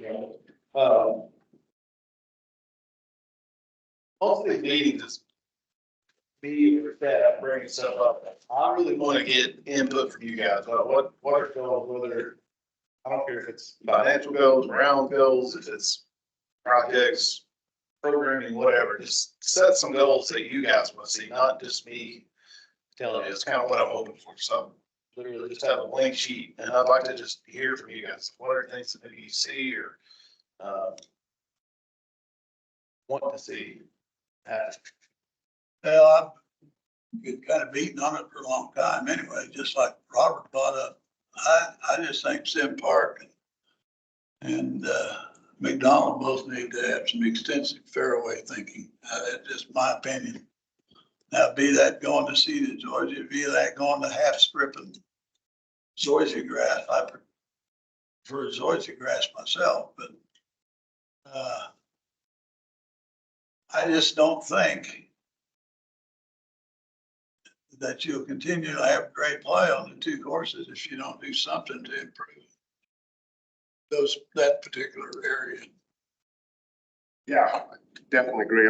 Only complaints I get now at MAC is the fairways. Again, the greens are in great shape, rough is growing in. Fairways just needs some work. There's so much common and old native Bermuda in those fairways, and they're the last dog on the patch to come back. Plus, there's no thatching material there. It's just dirt or that little stem there. I mean, it's just not any good. That's my opinion. Both years that I've been here, last year and now, right now, I mean, superintendents are biting their nails, just waiting for that pause to I'm make. hoping it's coming. Well, once it pops, then you're gonna see, crap, there's no grass here. Like they're really, whatever. So last year was awful. Seth Yeah. told me that was the worst year he's had since he's been here in 11 years. It's definitely agree. That's such a major project expense. Not, I mean, if it needs to happen, it needs to happen, but there's a lot of planning that has to happen for that to go forward. It's just between the turf types itself that we're running and all the complaints that we get and the forthcoming water issues that we'll probably see more and more of. I don't see how you can avoid something in that particular area. It's just, I think one thing that I think would help, and I don't know how we implement this without people going crazy, but during the winter, keeping the carts off the fairways. They get, I mean, every superintendent in our system tells me that yeah. you got dormant grass, and then we have 8 million rounds of carts running over them off. So they're not gonna come back healthy at first. It's gonna take a while before they start looking good. I don't I don't know how you implement that though. know if it's just me, and I'm sure Marcia's had it. You get on these windy days, driving down the fairway at Sim Park, you're inundated in grass clippings from the stuff breaking off and the wind blowing it all over you. So Don't get that stuff in your eye. I know it's difficult. So I think it's everywhere. yeah, but again, going back to that, that's one of the things that you alleviate with the Zoysia fairway versus the Bermuda fairway. Yeah. Pawnee is the same way, just like you said. You got the Zoysia, you got some really good stuff, but they've got the same now. They seem to be coming out better in the summertime, like they're ahead of the game a little more, but you still, overall, it's still the same kind of problem, but. As somebody who doesn't speak grass, I've played at Sim for 20 years. Why is it so much worse now? And I've played at MAC for 20 years. Why is it so much worse now than it was 6 years ago? What changed? Irrigation system has continued to deteriorate. That's your biggest problem. So if that Bermuda had enough water all along, it would be popping sooner, better, quicker? No, that's driven by ground temperature. Right. So I still don't quite get what but changed. the water, he doesn't have the capabilities to consistently water. So it would be a lot healthier going into the winter and coming out of the winter. If it was So well it's watered. struggling as it goes into dormancy. We were actually talking about that today. We're coming off 2 years in a row Yeah. of above average heat and way below average moisture, yeah. Yeah. Which snowballs into turf, turn into poop. What are you guys? Bluegrass fairways. Cool season out there. It seems to me, I remember years ago, courses used to put like either bluegrass and rye in the fairway so that in the spring it would green up and then in the summer, the Bermuda would take over. Overseas It's kind of like balanced out that way. Don't do that anymore? We used to overseed with ryegrass that started in the late 80s. Yeah, that's what I remember. And we did it for, well, till it lasted probably 7 or 8 years. That's the problem, Marcy. That's, to me, what the difference is. Part of that is water and the other part was cost. We went through, I wasn't here for it at the time, but shrinking budgets. I mean, this is the time frame when they're already laying off people and doing everything they can to survive, and to oversee all those courses like that's $100,000. So you gotta, they took a choice and they upped the program. Whether good, bad, or indifferent, you know, that was just a fact of reality. They had to do it. Now, we're back on an uptick, but do you want to get back into that? Or do you want to improve the fairway itself by going to a better in-season turf? So, Well, I'd definitely go for the, season turf more, but that's a pretty extensive cost, more so than $100,000, right? well, again, McDonald Park, I don't know if you could afford to oversee McDonald Park with ryegrass. Yeah. If you had to oversee and start watering ryegrass out there, you'd have a couple $100,000 water bill. And the city chooses not to say, oh, you're a city entity, we're not gonna charge any money. So that doesn't happen. Kind of what I've always heard with overseeding, you provide better conditions for the golfers, but it's money you never see. You spend it and then you spend it the next year, and your revenue is really not, I mean, we're packed right now, so there's not really gonna be a financial benefit to doing that. Other than just better conditions for the golfers, so which is great, that's part of it, but you're spending a lot of money with no return, really. There's some thought, some of the universities and some people think that overseeding it actually protects the Bermuda grass. If you seed it back in there and you get the ryegrass up, it keeps all that cold from getting right out into the Bermuda grass.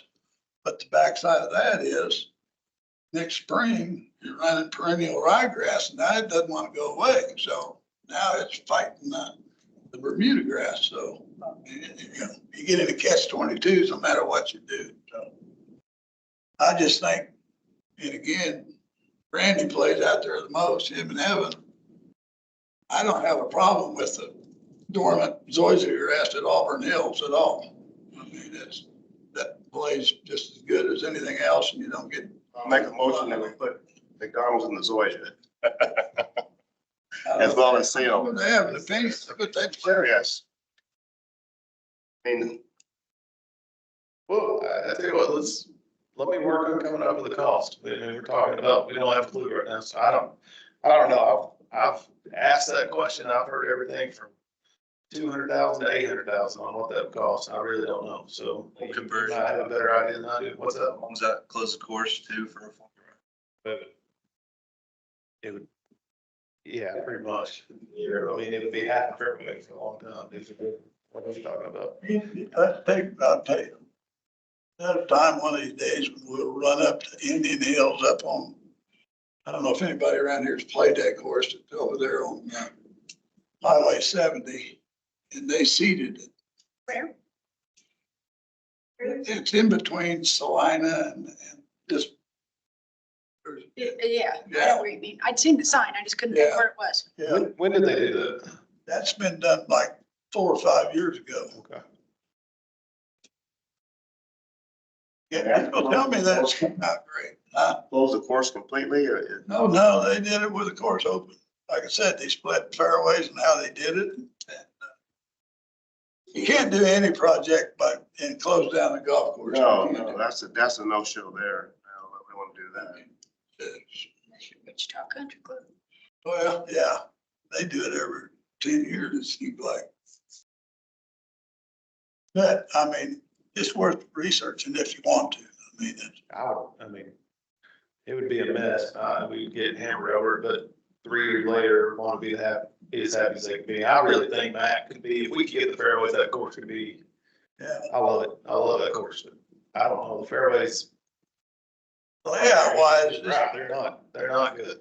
They're nowhere near. And I don't know how to fix that without converting at this point. it's such a nice course because of the topography that's in it and the way the holes are laid out, the finishing holes are as good as they're around anywhere. So. Okay, we can look at, start trying to get a cost and just see what that looks like. What other things? I still think, I'm I don't want it. the staffing, that's for me, That was my number one. we can't do any of this stuff with 2 people on a maintenance crew, it's crazy. And you can't get their level increased to get them to another level for. Not working out, where it's like such small increments that it would take forever to get to where we need to be. So that's what I'm saying on Monday. It's called the programming option where any major changes you want to make to your division, you take that to city manager, and that's what we're gonna talk about on Monday. There's no way there can be a separate pay scale for the enterprise funded systems that are supposed to take care of themselves. 2 years I've tried, and that's not even, it won't even. You don't entertain that? No. Makes perfect sense, but.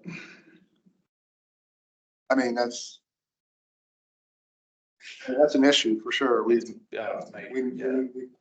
If we, And I'll be honest, right now, I'm pretty nervous because I'm already seeing so much burnout with our staff and it's yeah, April 15th. A long way to go to get to the finish line right now. So your hard stop on that is coming from the city manager? Or is that something we could take to council as It's well? finance, it's HR, it's city, I mean, it's there's so many people involved because it affects every department in the city.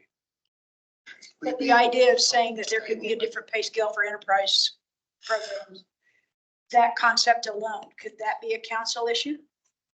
Yeah, probably council, city manager, finance. are there any other groups that are enterprise funded? Would be probably with Mark Manning, the finance director. Maybe it's one to reconvene. Maybe it'd be good for one of you guys to reach out to him and just kind of float that idea and see. I'm sorry. Are there any other enterprise fund groups that are maybe having the same issue that we're having? Just any, I mean, There's not a lot of enterprise, water department's enterprise, there's only a couple, so, but there are other. Like even in park, swim, aquatics, I mean, it's a major issue, trying to find staff right now across the board, but. I mean, when you're talking about a 16-year-old lifeguard versus an adult greenskeeper, that's their career. That's it's a little easier to find 60-year-olds to work for $10 than it is one that's older and got experience. the water department for an enterprise fund, years ago, they established their rates for what they wanted. So we really, we fell under the park department and the seasonal guy is a seasonal guy, whether he works on the golf course or he's out in the park or what he's doing. And can't seem to get out from underneath that label. In the clubhouses, we had, it's called Rec Aid 1, that's our starting entry level position, that $10.08, I think, is where we have to start. And then on maintenance, that is a worker 1. It's 1052. 1052. The worker 1 is, And the Rec Aid 1. they can go anywhere in the city and make $14 an hour. I know in reading the minutes that we just approved, back when we were doing budget at that time, we, as a board, suggested that the raise for the whole category, $2 an hour in the 2024 budget. And we can't seem to get that to anybody. Well, that's kind of, I remember at that meeting, I said that these are suggestions that the board makes, recommendations to take to try to, so we put that in the budget to show, Yeah. one, it's, you guys approved it, two, we got the money set aside for it. So you take that up, but then it affects so many areas within the city. It's like, no, you just hit a wall where everyone just, I mean, we based our green fee raise on what we did in terms of the budget. So that we would have the money to cover it. But we can't seem to get it done. So, It's hard to understand why we're handcuffed when we're supposed to be an enterprise fund that is supposed to be self-sustaining. It doesn't quite. say it all the time, we have to support ourselves like we're private, but we have to follow the guidelines, like the restrictions of, we get the work to both. I know, I mean, it's not the first place I've dealt with the same situation somewhere else, so. Is there any chance that with summer coming on here that people to hire some just summer help, kids out of school, whatever? Was that, Yeah, we get more in the clubhouse. The thing is, you have to start now because it takes months to hire somebody in Bucks Power. And a lot of times they don't show up until school's out. Well, then it takes a month and they only have 6 weeks or have to go back to school. So, you gotta make sure you stay ahead of that. So we have the people that we hope are gonna come back, when we get to that point, late May or whatever. That helps more so in the clubhouses than it does in the maintenance side. You get a couple people, but for the most part. yeah, the maintenance side, at least from what I've been able to tell, and I've probably had 20 people come up to me and say, never seen these tee boxes like they are now. They've got weeds and they've got this and that, clover, whatever. And I think it's just a matter of spraying a lot of that stuff, isn't it? Yeah, so I played Sunday morning because I haven't had a chance to get out there and look at it. Played Sunday morning, played 9 holes, called in, we had a long talk. He sprayed yesterday, he sprayed 8 holes and knocked down a ton of the rough around the tee boxes. I don't know if you played today, if you can tell the difference. I could tell they mowed the tee boxes. Yeah, so and I'm not, please don't think this is me defending it, saying it's okay, it's not, he knows that, I know that, but he's also seeing that course with grass on it for the first time. He started in, I think, November, so he's really just now understanding, oh, this is an animal. It's a big course, so he's without staff and just seeing it for the first time, he's got a long way to go to figure it out. in terms of the invasive weeds and what have you, excuse me, the state dictates what you can do, because if he's out there spraying on a day like this, they'll throw him in jail. So You you can't, gotta give him a break that the wind blows. That's true. He sprayed yesterday. I doubt he sprayed today if it's what you said it was out there. So, yeah. You gotta catch the one day that you get a chance, and the drift that you get off those, you can get sued from somebody 3 miles away from that thing. Say, whoa, you did it. You shot that gamba and you got my field, so who one of knows? the other things that I have been wondering about is in the past, and it hasn't happened for the past couple of years, at least at Auburn that I know of, they used to go out and pull cores in the fairway and on the tee boxes. And that kind of gives that grass a little bit of room to, to get up and grow and fill in some more or whatever. But they haven't done that for several years. And I almost wonder if that's part of why some of those spots just kind of kill themselves out. They just, there's nowhere for it to go. I don't know. But I wonder about, is it possible to pull cores in the fairways, once every 3 or 4 years? Yeah. Or how's that? We're talking aerifying the fairways? Okay, all right. Yeah. And it definitely, I think that would improve those spots you're talking about. I don't do that job, so I don't pretend to be an expert, but being around it my whole life, basically, I mean, yeah, it definitely is. I think Ron, before he left last year, we talked about that, and then he left, we didn't have anybody, and it was November, so I think that was the plan, was to do that last year, and then there's just no way to get it done, so, yeah.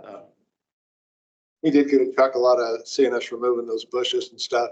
He goes, I've been wanting to do that for a couple of years now. He came by. He had his clubs and stuff. He was going to hit balls. He got kind of a chuckle out of that. That's good. Yeah. On that, I would add their next slot there, and I know it might be on the other project list still, is to getting getting bays over there at Auburn and at Tex. Artificial. The mats. That, Yeah. I mean, that's, there's just basically isn't hardly any grass left at Auburn. They've just chopped that to death. It would be nice if there were some mats to kind of give the grass a break.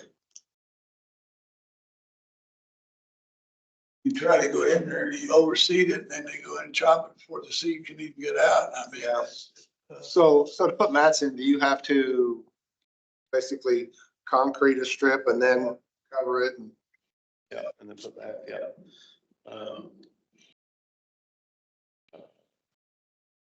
Yeah, I know they've got some at McDonald's, right? You hit off the mats over there, Yeah. Robert? Yeah. You can hit irons off of them, but you can't get a tee in those mats. They're Yeah. You gotta be, no, the mats aren't, I hate those mats. gotta get the correct mat. There's one called Quattro that we owned, I had 110 bay ranges in Virginia they were two of the top 50 ranges in the world. And it was all double deck or whatever. We went through mats like crazy, but there's one called a Quattro mat that I like because you can put a tee just like grass. It's some of them are too soft and it feels like you're hitting out a rough, and some are hard as rock and break your elbow. You need surgery after you hit the bucket balls, but these are kind of right in between. They're really good mat. So they're like $395 a piece 2 years ago. Probably $450 a piece now. But they're Junkie with that, I'd still like to see it somehow get that irrigation system in at Tex when that, so we have that range availability. If you don't, anybody else has a thought about it? Yeah. Going back to the mats at Auburn Hills, I started a discussion with the coach and the athletic director at Friends University about putting a building, and we just started the conversation and everything happened at Auburn, so I need to get back with him, but putting a building there that had 2 garage doors where they could practice and hit out, flip around in the winter and hit into a screen. And then there would be a room for the ball washer, and then an extension off of that building of concrete with the mats. We could kind of partner up to, I don't know how it would work as far as partner with them. They would put some money into it. They would have usage, and then we would have usage also. So I really want to get back with him and kick that conversation off again and see. I think that'd be really good. Take care of what we need, and I think it'd be awesome to have a college call one of our courses kind of their own facility. What would happen if you put that down on the east side of the range down there and built a big enough building, put a simulator in there too? Yeah. So you would have a garage door where you hit out into the range with technology, and then if it was cold or you wanted to put whatever, you close that door and you turn around, the screen would be on the other side. All right, well, I misunderstood. I thought when you were saying that, just hitting into a net or something. Oh, no, into the It's screen. actually a simulator. Okay. You know, Those water monitors that they use, the ones that they just set beside them on the range, you can plug an HDMI and it's a full simulator too. It's the same machine, so. Use sorry. they basically did that with Wichita State at Willow Bend. And I don't know what the financial arrangements were, but I could probably get you a name of somebody who helped. I mean, because Willow Bend then changed hands, it didn't come to very good fruition, but the financial arrangements were made where Wichita State went out and did some fundraising, basically, and that's how they came up with the funding that they used to build that set of bays that they have out of Willow Bend that never gets used now.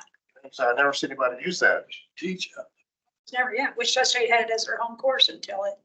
Yeah, if you know someone that might have been involved in that, I'd like to just see what that arrangement looked like. Okay. See what I can do about that. What other, for me personally, as far as revenue, I would like to see us hit $8 million in revenue, for the year. I think we ended up last year, right at 7, I think just under 7 maybe. Yeah, I think with the increases in food and beverage, the increase in some of the fees, everything we're doing, I think that's very, very realistic, depending on the weather. So they are gonna have more stuff, food and beverage wise, as far as, we haven't really seen like any menu items or anything like that. I have seen them do like some pizzas and some stuff and some chicken wings and some different things. I've seen them occasionally here and there, but I didn't know if there was actually a new menu or whatever. Yeah, we'll talk about it in closed session, but we had to change staffing right as all the equipment was delivered, so, the food and beverage is thrown back on me at this point, so we'll, that's what the meeting, I'm meeting with Gene from Cisco. It's either tomorrow or Thursday, just to get all that, but they're gonna create the menus, they're gonna do, they like the artwork and everything for the menus. That's part of the deal, so we're working on that. So this may be part of that same conversation, but thinking of goals, I was also wondering, I mean, is it, as we think about ways to increase revenues in general, should we have some specific goals about outside, third-party rentals and things like that? And I know that's part of the same conversation that we're probably gonna have, but seems like if we had some quantifiable goals about outside rentals and better usage of our facilities kind of thing. Isn't that a way to increase? I mean, if our T sheets are getting full, then where else can we look at to generate revenue? We've got, the other three courses, take Auburn out, there's not a lot of meeting space, so tournaments are our main outside source. And then Auburn, we've continued to increase that. Again, we've got a lot of change happening at Auburn, so we're kind of piecing that back together right now, but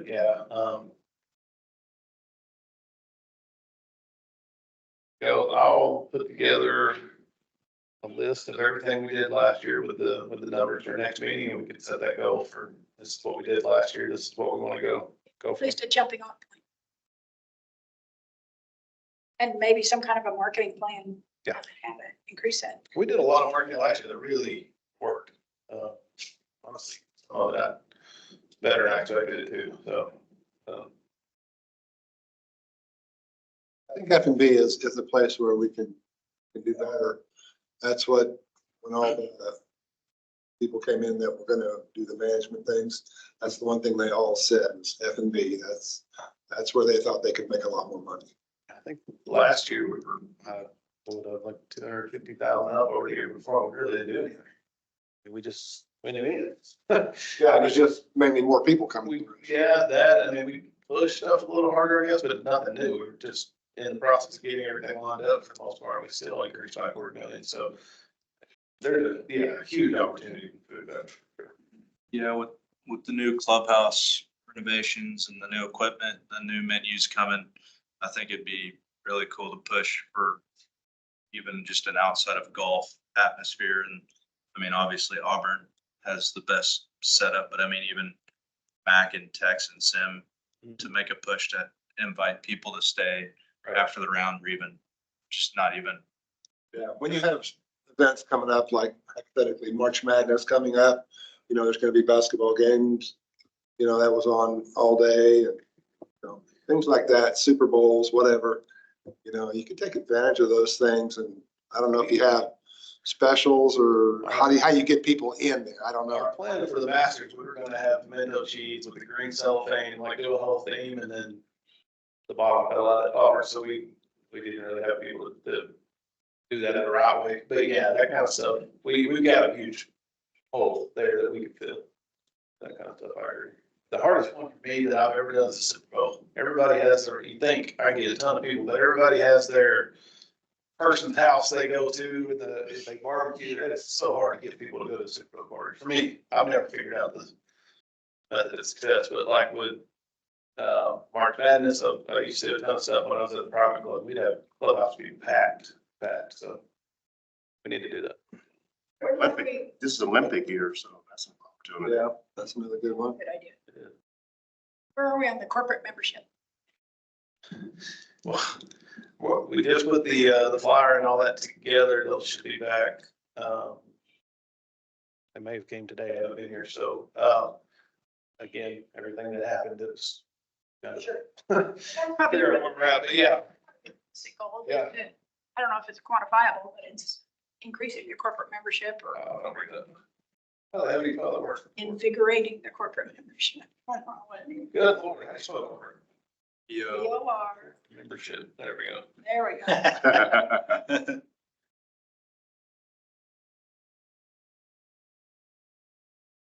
Okay. What else? Years ago, we also sold advertisement on the key boxes. Some corporation would put a sign up, kind of advertising them. And they gave, of course, a little bit of money for We're locked in, we're only second year, third year, 4-year agreement. It was signed right before I got here, with that benchmark company. So they sell the advertisement, we get scorecards. They, like if there's the benches that are out there, they provide those, but they put the advertising on them. So we're locked into that contract as soon as that's over. I mean, we could do that in-house and make a ton of money. So I don't know what the reason for, I don't know, it wasn't here, but it's, as soon as that's over, I'd like to get out of that and do our own marketing, what you're talking about, and keep that money in-house.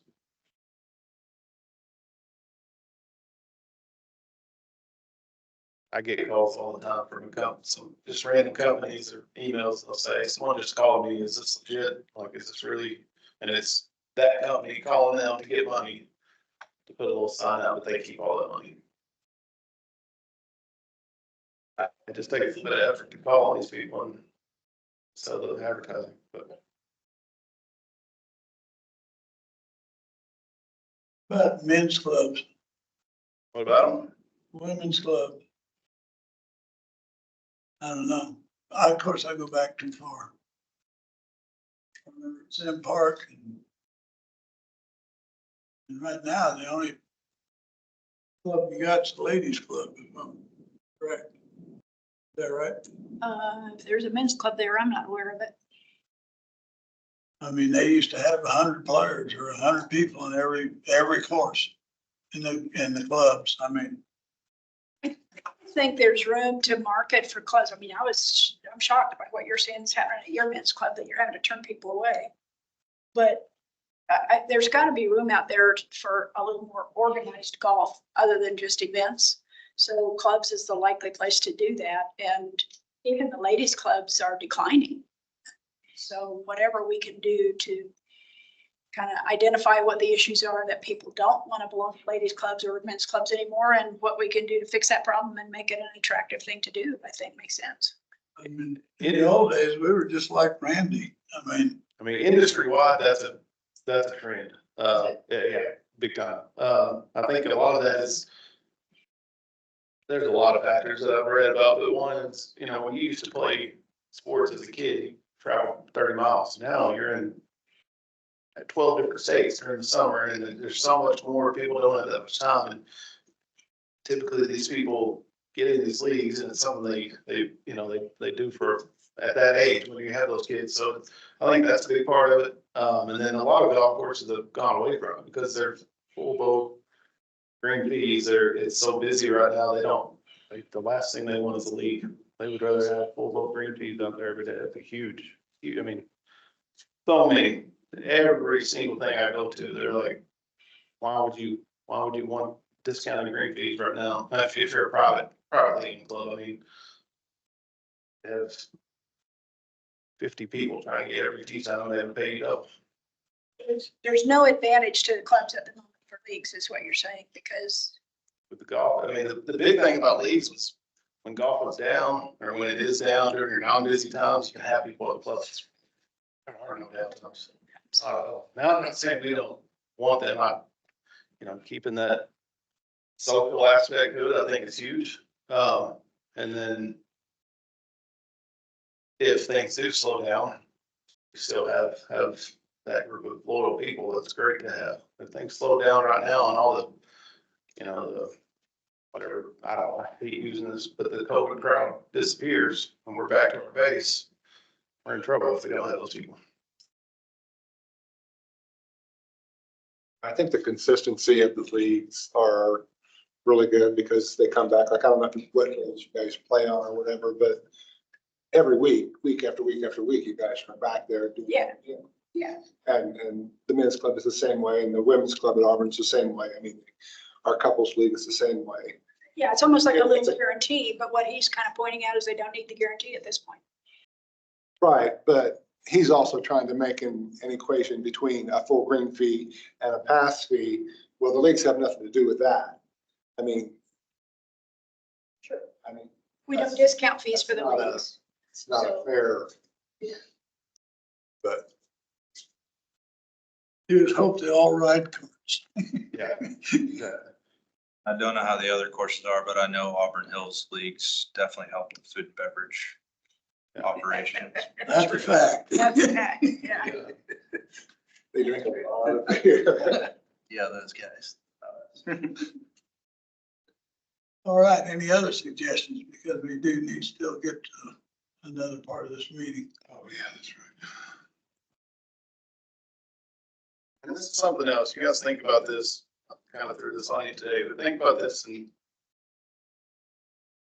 these meetings, I would love to get more stuff initiated.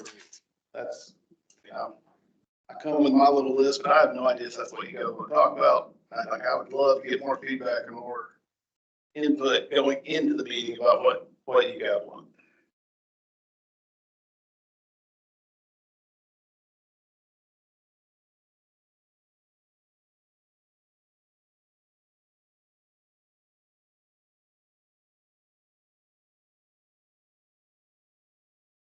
Heather? Any other business?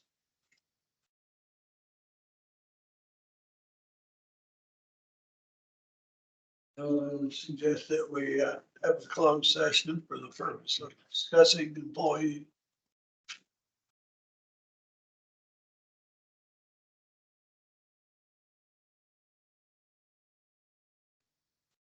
Not to record.